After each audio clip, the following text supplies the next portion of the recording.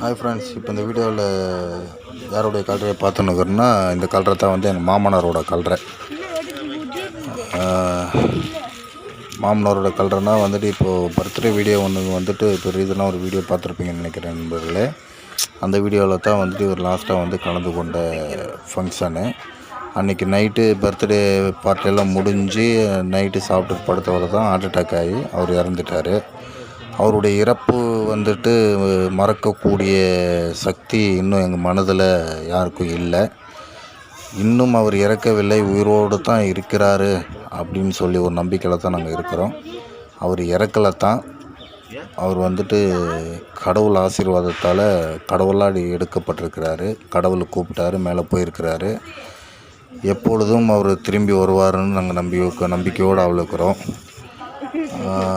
அவரை பற்றி பேசுகிறதுக்கு நமக்கு வயசு இல்லை. இருந்தாலும் வந்துட்டு அவருடைய மருமகனாக நான் அவர் கூட இருந்து வாழ்ந்த வரைக்கும் நான் அவரை பற்றி சொல்லணுன்னா, எனக்கு வந்துட்டு ஒரு பாதுகாப்பு தந்தையாக இருந்தார். என்னை பெற்று எடுத்து வளர்த்தது அப்பா வேறு, அவர் இறந்துட்டார், அவர் இல்லை. ஆனால் இப்போது நான் இங்கே கல்யாணம் ஆகி இங்கே இருந்த வரைக்கும் எனக்கு பாதுகாப்பு தந்தையாக இருந்து, எனக்கு பக்கபலமாக இருந்து, கஷ்டம் துக்கம் எல்லாத்துலேயும் வந்துட்டு பங்கெடுத்து எனக்காக வந்துட்டு எல்லாருமே செஞ்சார்.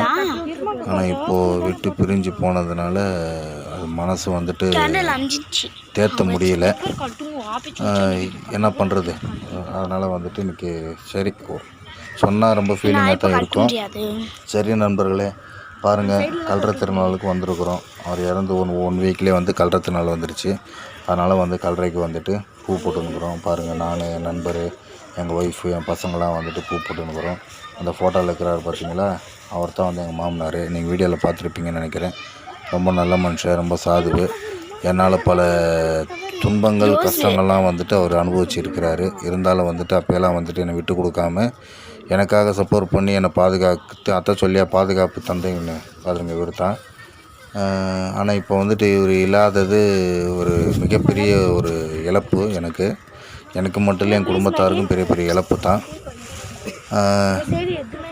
ஏன்னா அந்த ஃபீலிங்கை வந்துட்டு வெளியே சொல்ல முடியல. ஆனால் இருந்தாலும் எனக்கு கடவுள் மாதிரி அவர். கடவுள் மாதிரினா எனக்கு அவருக்காக வந்துட்டு டெய்லியும் நாங்கள் வந்து குடும்பத்தோடு வீட்டில் உட்காந்து அவருக்காக வந்துட்டு ஜெபிக்கிறோம், ப்ரேயர் பண்ணுறோம். இவருக்காக மட்டும் இல்லை, இறந்த ஆத்துமாக்கள் அனைவரும், நம்ம சொந்த பந்தங்கள் எல்லோருக்காகவும் நாங்கள் ஜெபிக்கிறோம். அதே மாதிரி வந்துட்டு